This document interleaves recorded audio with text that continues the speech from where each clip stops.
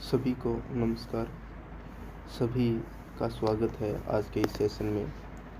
आज हम यूपीएससी के लिए क्लास 6 एनसीईआरटी का अध्ययन करने वाले हैं। आपको पता है कि लगातार एनसीईआरटी से क्वेश्चन बार बार आते रहे हैं, तो मेरा हिंदी मीडियम एस्पिरेंट्स के लिए यही प्रयास है कि आपको अच्छा कंटेंट फ्री में मिलता रहे और आपको जो ये पीडीएफ है आपको टेलीग्राम चैनल पर आपको मिल जाएगी। तो बिना किसी देरी के अपने शुरू करते हैं। तो इसमें दिया गया है ग्लोब अक्षांश और देशांतर। तो हमें वैसे नॉलेज के लिए अपने को लैटिट्यूड और लॉन्गिट्यूड के बारे में जानना है। ग्लोब आपको पता है कि पृथ्वी का एक लघु रूप में वास्तविक प्रतिरूप होता है, यानी फोटोकॉपी होती है, photocopy of earth, photocopy of earth. तो इसे ही क्या कहते हैं, ग्लोब के नाम से जाना जाता है। आपने स्कूल में देखा होगा। और अब फिर इसमें क्या दिया गया है कि एक काल्पनिक रेखा जो ग्लोब को 2 बराबर भागों में विभाजित करती है उसे किस नाम से जाना जाता है? विषुवत के नाम से जाना जाता है। और इसमें दिया गया है कि एक सुई ग्लोब में झुकी हुई अवस्था में होती है जिसे अक्ष कहा जाता है। जिसे किस नाम से जाना जाता है? अक्ष के नाम से जाना जाता है। तो उसे क्या कहते हैं? आपने देखा होगा कि ये पृथ्वी है। देखो ऐसे इसको पृथ्वी मान के चलो आप ग्लोब की जगह, ठीक है। तो पृथ्वी अपनी जो अक्ष पर है वो 23.5 डिग्री झुकी हुई है। आप पृथ्वी की गतियाँ, रोटेशन ऑफ अर्थ के बारे में आगे पढ़ोगे। उस चैप्टर में हम देखेंगे कि जो पृथ्वी है वो 66.5 डिग्री दोनों गोलार्धों पर और अपने अक्ष पर 23.5 डिग्री की तकरीबन झुकी हुई है, ठीक है। तो इसे प्रकार पृथ्वी पर ये अक्ष है, ये पृथ्वी को झुकाने का कार्य इसमें ग्लोब पर, इसी वजह से इसको पश्चिम से पूर्व की ओर घुमाया जाता है। तो आपको यहाँ तक आई होप समझ में आ गया होगा। अंडरस्टैंडिंग में कोई आपको कन्फ्यूजन इसमें नहीं है। तो अब इस देखो, ये बेसिक नॉलेज के लिए देखो आपको यूपीएससी की डिमांड क्या है, what is demand of UPSC. आपकी बेसिक अंडरस्टैंडिंग है वो थोड़ी स्ट्रॉन्ग होनी चाहिए और आप कि जो अंडरस्टैंडिंग लेवल है वो हाई होना चाहिए। आपको जो नॉर्मल बातें हैं कि अक्षांश देशांतर क्या होता है, इसी से देखो ज्योग्राफी के जो आगे अपने कॉन्सेप्ट फंडामेंटल है वो बनेंगे। और अगर आपको वीडियो पसंद आता है तो वीडियो को लाइक करें और अपने दोस्तों के साथ शेयर करें। अपने भी आगे हिस्ट्री के, ज्योग्राफी, इकोनॉमिक्स और पॉलिटी के लेक्चर अपने इस पे अपने चैनल पर आपको मिल जाएंगे।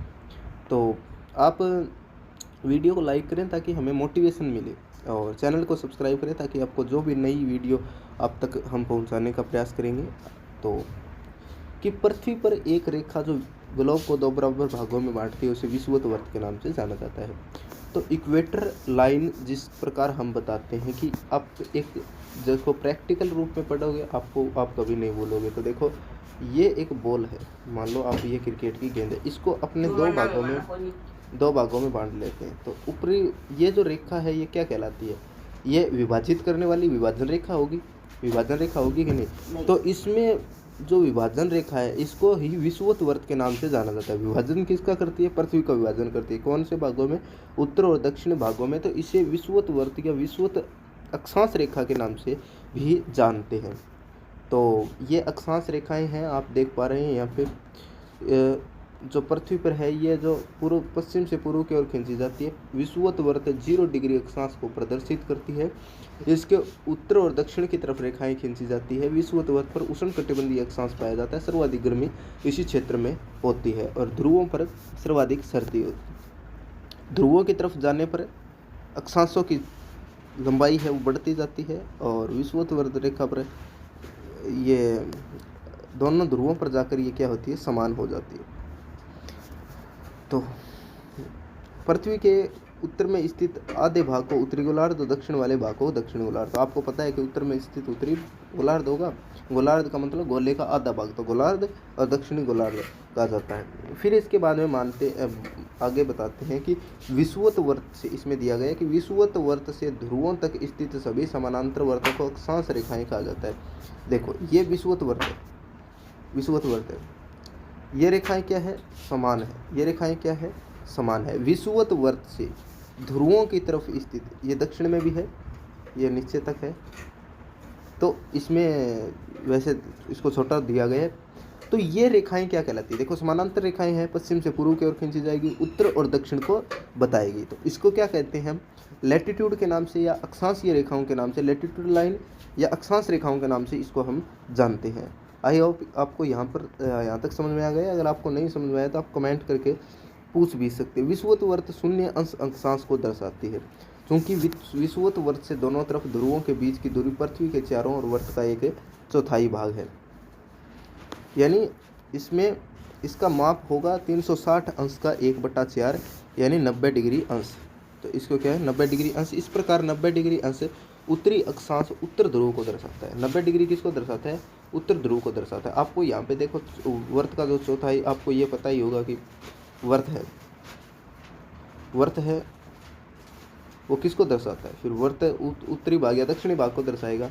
तो उत्तर ध्रुव या दक्षिण ध्रुव को दर्शाता है। 90 डिग्री अंश दक्षिणी अक्षांश और दक्षिणी ध्रुव को दर्शाता है। तो 360 का 4 से हम भाग देंगे, 360/4। तो इक्वल में कितना आएगा? 0, 4 में 36, 90 डिग्री अपने कितना आएगा? 90 डिग्री इसमें आएगा 360/4। इसमें कितना आएगा? 90 डिग्री। तो 90 डिग्री आपको यहाँ पे आपको देखने को मिल जाएगा। फिर इसके बाद में विषुवत वर्ष से उत्तरी भाग में स्थित उत्तरी अक्षांश रेखाएं और दक्षिण भाग में स्थित दक्षिण अक्षांश रेखाएं, ये इसका हमने ऊपर ही जिक्र हमने चर्चा कर ली थी। फिर इसके बाद में आपको NCERT को ज़्यादा समय नहीं देना है, आपको कम से कम समय में इसको कवर करके आपको शॉर्ट नोट्स के माध्यम में, शॉर्ट नोट्स फॉर्म में आपके नोट्स होने चाहिए, आप उसको ज़्यादा से ज़्यादा रिवाइज कर सकें। देखो रिवीजन है, रिवीजन एंड मोर रिवीजन आपको इसमें करना है। तो आप देखो कि हम अक्षांश रेखाओं को समझ सकते हैं। अक्षांश रेखाओं के मैंने क्या जिक्र किया कि पश्चिम से पूर्व तक स्थित, एक बार इसको रिवाइज कर दें, पश्चिम से पूर्व तक स्थित सभी रेखाओं को अक्षांश रेखाओं के नाम से जाना जाता है। उत्तर उसमें स्थित उत्तरी गोलार्ध और दक्षिण में स्थित दक्षिणी गोलार्ध, उत्तर स्थित उत्तरी गोलार्ध और दक्षिण में स्थित दक्षिणी गोलार्ध। यहाँ तक आपको कोई कन्फ्यूजन नहीं होगी। फिर इसमें हम पढ़ते हैं कि अक्षांश रेखाओं को किसमें मापा जाता है? अंश में मापा जाता है। अक्षांश रेखाओं को हमने यहाँ पे पढ़ा है कि अक्षांश रेखाओं को अंश में मापा जाता है। फिर ये देखो, ये अपनी रेखा है, इसमें क्या है? ये यहाँ पे रेखाएं दी हुई है। तो उत्तर में स्थित उत्तरी या दक्षिणी को इसमें क्यों विभाजित किया जाता है? देखो महाराष्ट्र में चंद्रपुर एक जगह है और ब्राजील दक्षिण अमेरिका में बेली होरिजेंटो दोनों एक अक्षांश 20 अंश पर स्थित है। लेकिन चंद्रपुर विषुवत वृत्त के 90 डिग्री अंश उत्तर में है। किसमें है? उत्तरी भाग में है, और उत्तरी भाग में है। तो इसलिए इसको क्या कहा जाता है?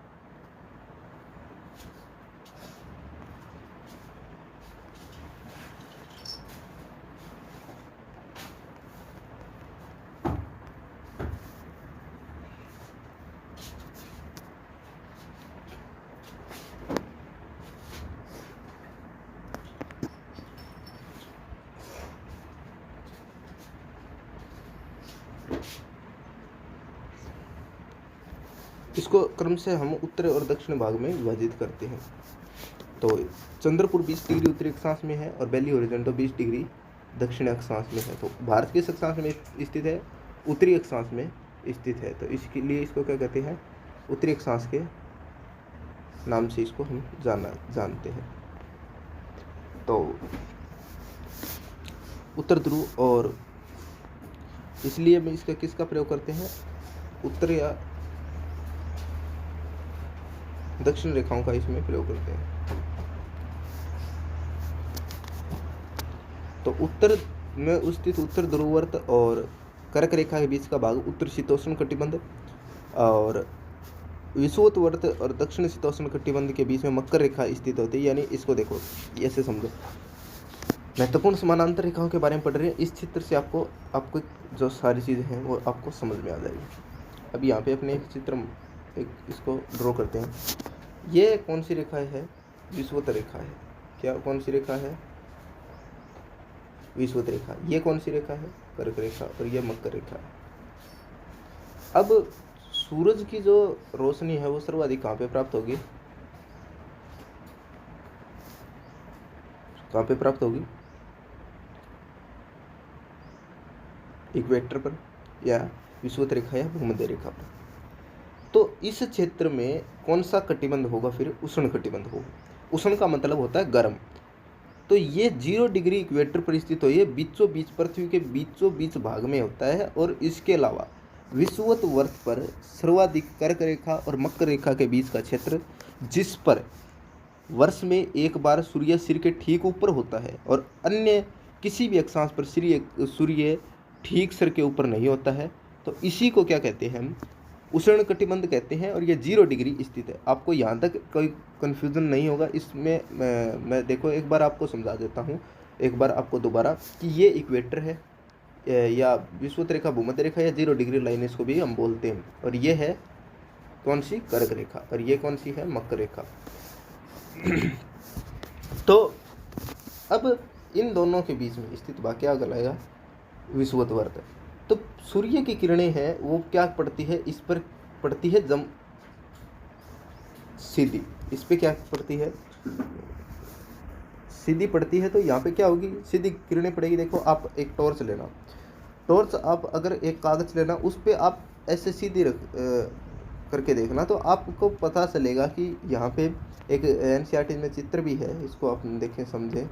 देखो अब अगर हम पढ़ ही रहे हैं तो देखो समझिए, इसमें है देखो ये सूर्य मानो आप, और ये है अपना उष्ण कटिबंध ट्रॉपिकल एरिया, तो हॉट जोन है। यहाँ पे अपने देखोगे कि ये जो प्रकाश प्राप्त कर रही है ये जगह, यानी सूर्य की किरणें यहाँ पे क्या पड़ रही है? सीधी पड़ रही है। ये क्या पड़ रही है? सीधी पड़ रही है। तो ये क्या कहलाता है? उष्ण कटिबंध क्षेत्र कहलाता है। ये क्या कहलाता है? उष्ण कटिबंधीय क्षेत्र कहलाता है। उष्ण कटिबंध। और ट्रॉपिकल जोन हॉट जोन हो गया।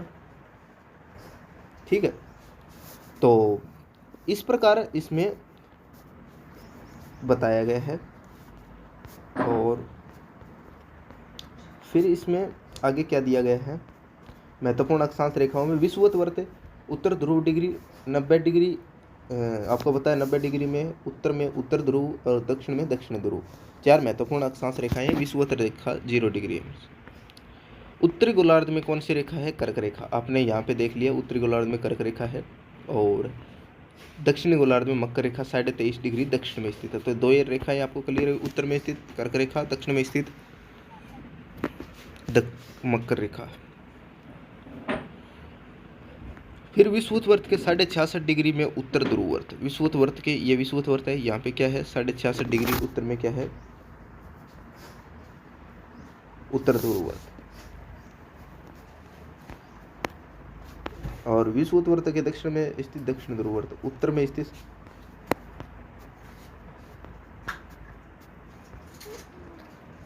ये हो गया उत्तर ध्रुव वर्त अपना, और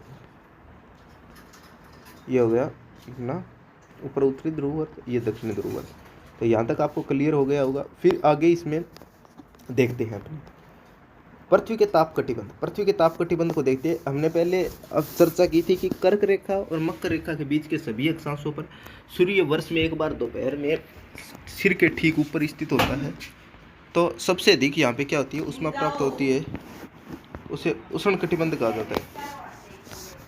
कर्क रेखा तथा मकर रेखा के बाद किसी भी अक्षांश पर दोपहर का सूर्य कभी भी सिर के ऊपर नहीं होता। देखो यहाँ पे आप चित्र में समझो कि हमने जो एरियाज हमने डिनोट किया था, उसमें हमने देखा कि कर्क रेखा और मकर रेखा के क्षेत्र में क्या है? सूर्य की किरणें हैं वो तिरछी पड़ती है। उसमें क्या पड़ती है? तिरछी किरणें पड़ती है। तो इस क्षेत्र को क्या कहा जाता है? इस क्षेत्र को अपने शीतोष्ण कटिबंध के नाम से जाना जाता है। अब इसमें पढ़ो आप, देखो इसमें क्या दिया है एनसीईआरटी में कि कर्क रेखा तथा मकर रेखा के बाद किसी भी अक्षांश पर दोपहर का सूर्य कभी भी सिर के ऊपर नहीं होता। ध्रुव की तरफ सूर्य की किरणें तिरछी जाती है। इस प्रकार उत्तरी गोलार्ध में कर्क रेखा और उत्तर ध्रुव वर्त तथा दक्षिण गोलार्ध में मकर रेखा और दक्षिण ध्रुव वर्त के बीच वाले क्षेत्र का तापमान क्या होता है? मध्यम रहता है।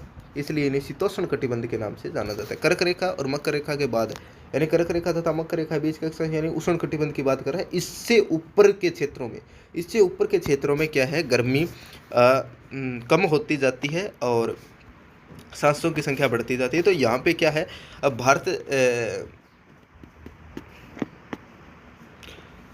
जो है वो कौन सी गोलार्ध में स्थित है, उत्तरी गोलार्ध में स्थित है। तो इसलिए ये कौन से क्षेत्र में आता है, अपना शीतोष्ण कटिबंधीय क्षेत्र है भारत का। तो कौन सा क्षेत्र है, शीतोष्ण कटिबंधीय क्षेत्र है। तो अब इसमें आगे चलते हैं अपने। फिर शीत कटिबंध क्या है, उत्तर गोलार्ध में, जहाँ पर उत्तर गोलार्ध और दक्षिण गोलार्ध, उत्तर गोलार्ध और दक्षिण गोलार्ध में क्या है, दक्षिण ध्रुववर्त और उत्तरी गोलार्ध और उत्तर ध्रुववर्त और उत्तरी ध्रुव में, और दक्षिण गोलार्ध, दक्षिण ध्रुव और दक्षिण ध्रुव के बीच के क्षेत्रों में ठंड बहुत होती है। यानी आप ये बात ध्यान रखो, इसमें कन्फ्यूजन वाली बात नहीं है कि उत्तरी भाग और दक्षिणी भाग में, क्रमशः निचले भागों में जहाँ पे ये एक जगह पर मिलते हैं, यहाँ पे क्या होता है, ये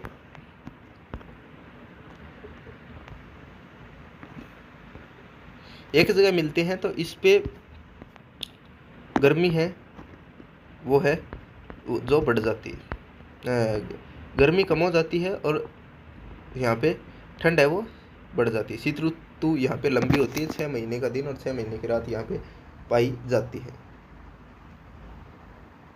तो इसमें आगे अपने पढ़ेंगे longitude, what is longitude, longitude पढ़ेंगे।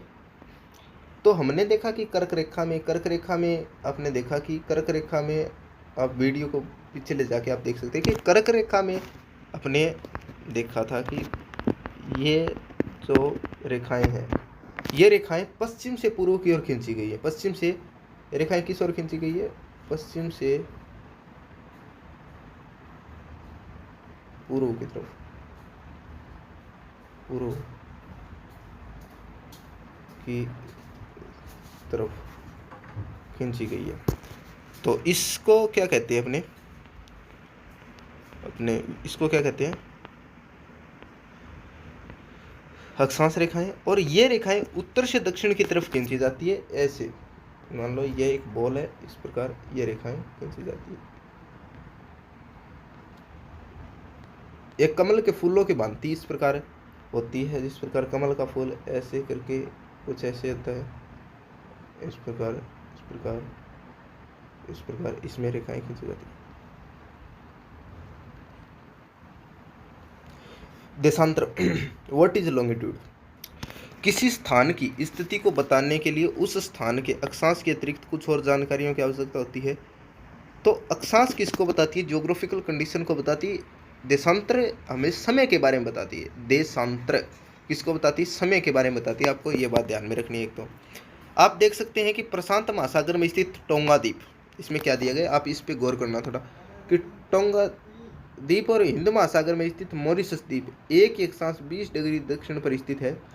उनकी सही स्थिति जानने के लिए यह पता करना होगा कि उत्तर ध्रुव को दक्षिण ध्रुव से जोड़ने वाली संदर्भ रेखा से पूर्व या पश्चिम की ओर इन स्थानों की दूरी कितनी है।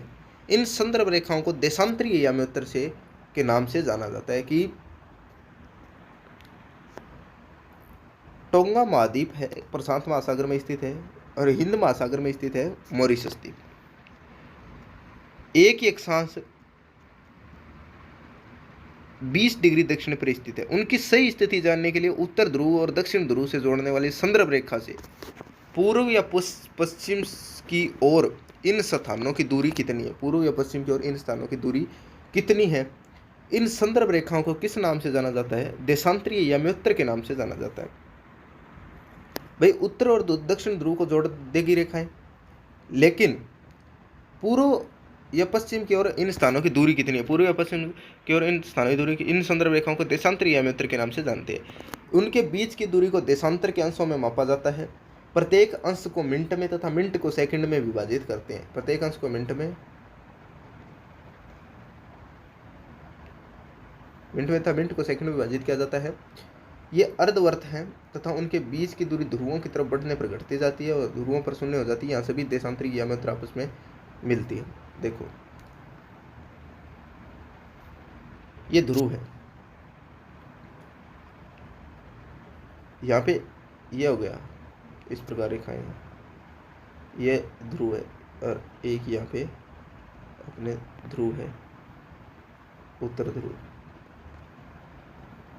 दक्षिण ध्रुव। तो यहाँ पे आके क्या है, रेखाएं हैं, जीरो हो जाती है। इस पे क्या होता है, इनका मान है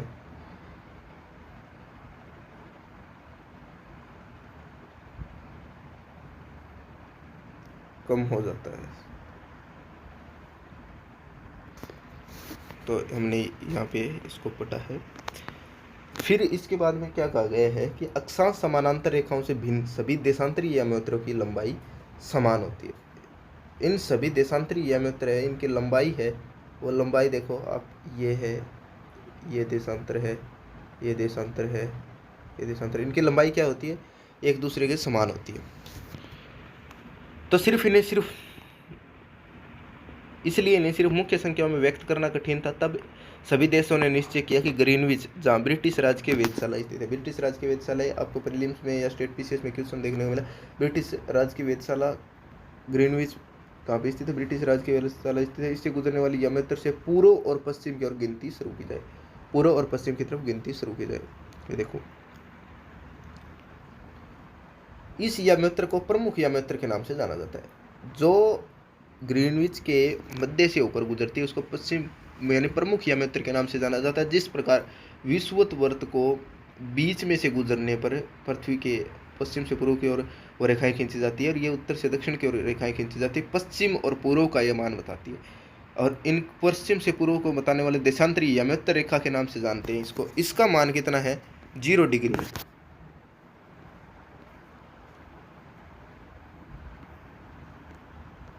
इसका मान कितना है, 0 डिग्री देशांतर है। तो इस प्रकार हम देखते हैं आगे। यहां से हम थोड़ा 180 डिग्री पश्चिम तक इसकी गणना करते हैं, 180 डिग्री पश्चिम और 180 डिग्री पूर्व तक इसकी गणना करते हैं। प्रमुख याम्योत्तर तथा 180 डिग्री याम्योत्तर मिलकर पृथ्वी को 2 समान भागों, पूर्वी गोलार्ध और पश्चिमी गोलार्ध में विभाजित करती है। कौन कौन सी रेखाएं,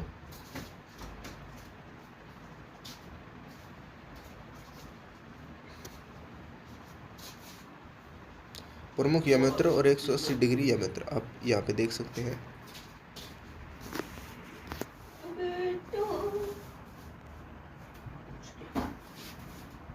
ये है। अब प्रमुख याम्योत्तर है 180 डिग्री याम्योत्तर यहाँ पे स्थित है। ये दोनों मिलकर किसको विभाजित करती है, पृथ्वी को 2 समान भागों में यहाँ पे विभाजित करती है। ये दोनों यहाँ पे मिल जाती है तो पश्चिम भाग और पूर्वी भाग हो जाता है अलग अलग।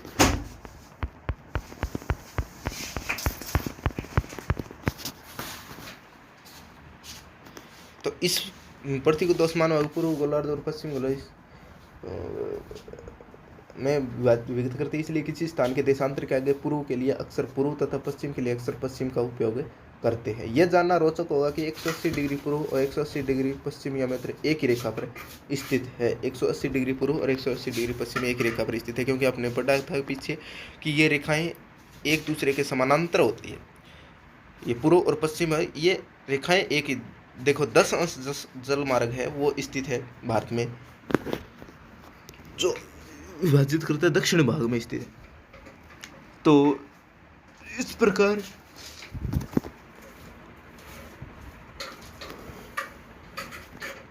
इनको गोलाकार अक्षांश समानांतर रेखाओं और देशांतरी याम्योत्तरों द्वारा बनी ग्रिड बनती है। ये किसकी संरचना है, अपने को जाल की संरचना आपको ये दिखाई देगी, इस प्रकार ये खींची जाती है।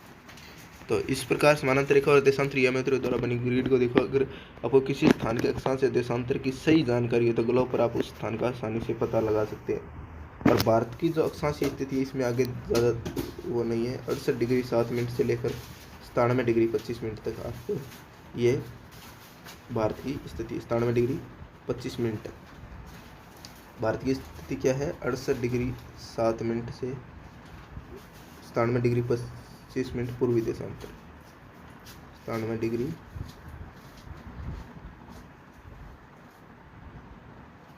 पूर्वी देशांतर,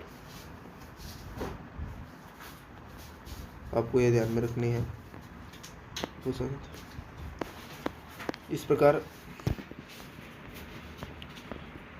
आगे देखते हैं देशांतर और समय। समय को मापने का सबसे अच्छा साधन पृथ्वी, चंद्रमा, ग्रहों की गति है। सूर्योदय एवं सूर्यास्त प्रतिदिन होता है, तो स्वाभाविक ही ये पूरे विश्व में समय निर्धारण का सबसे अच्छा साधन है। स्थानीय समय का अनुमान सूर्य के द्वारा बनने वाली परछाई से लगाया जा सकता है, जो दोपहर में सबसे छोटी, सूर्योदय तथा सूर्यास्त की भी सबसे लंबी होती है। ग्रीनविच पर स्थित प्रमुख यामेत्र पर सूर्य जिस समय आकाश के सबसे ऊंचे बिंदु पर होगा, आकाश के सबसे ऊंचे बिंदु यानी हाईएस्ट पॉइंट पर, देखो यहाँ पे होगा, ये यहाँ, ये नीचा होगा तो यहाँ पे होगा, तो इस स्थानों पर, सभी स्थानों पर क्या होगा, दोपहर होगा, नीचे होगी तो शाम होगा। तो इस प्रकार ये स्थिति होती है। पृथ्वी पश्चिम से पूर्व की ओर चक्कर लगाती है, यहाँ पे देखने की वाली बात है। अतः वे स्थान जो ग्रीनविच के पूर्व में, पश्चिम से पूर्व की ओर लगाती है, जो स्थान ग्रीनविच के पूर्व में, भारत की इस तरफ स्थित है पूर्व में, तो उनका समय ग्रीनविच समय से आगे होगा। कितने आगे? 5.5 घंटे आगे।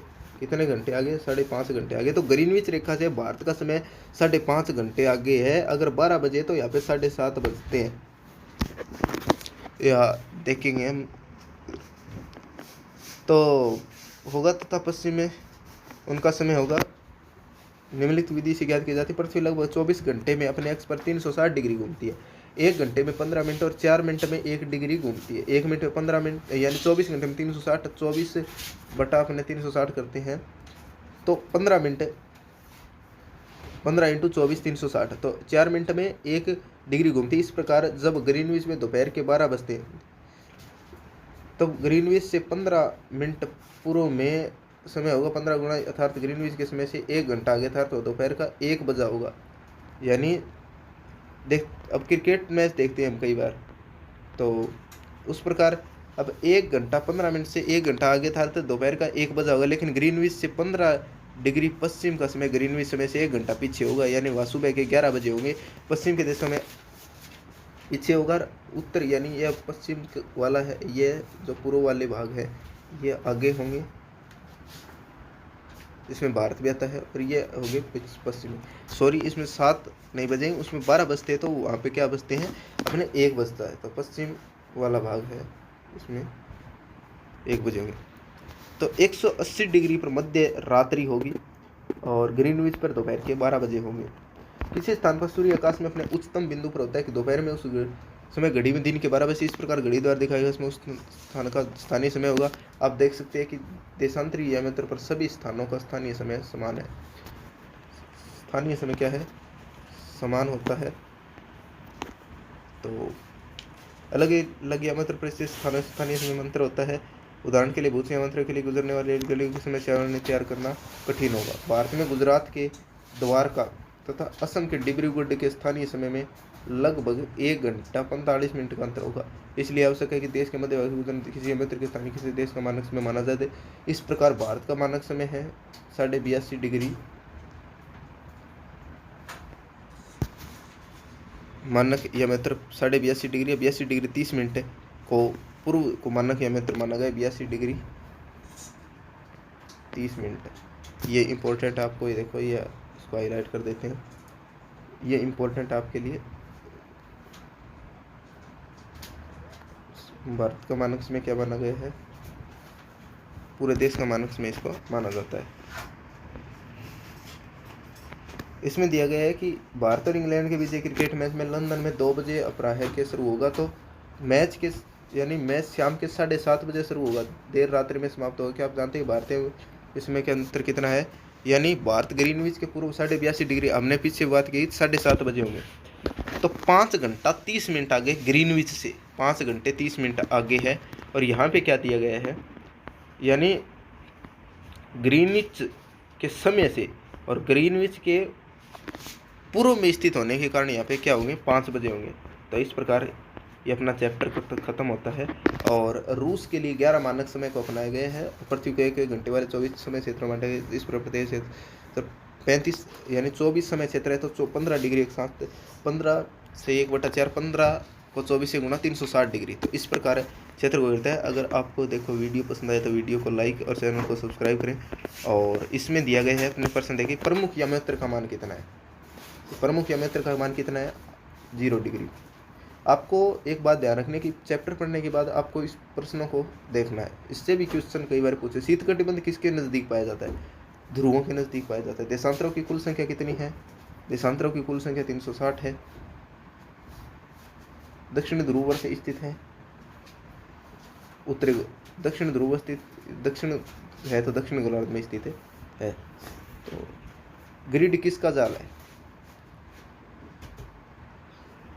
ग्रिड है वो क्या है?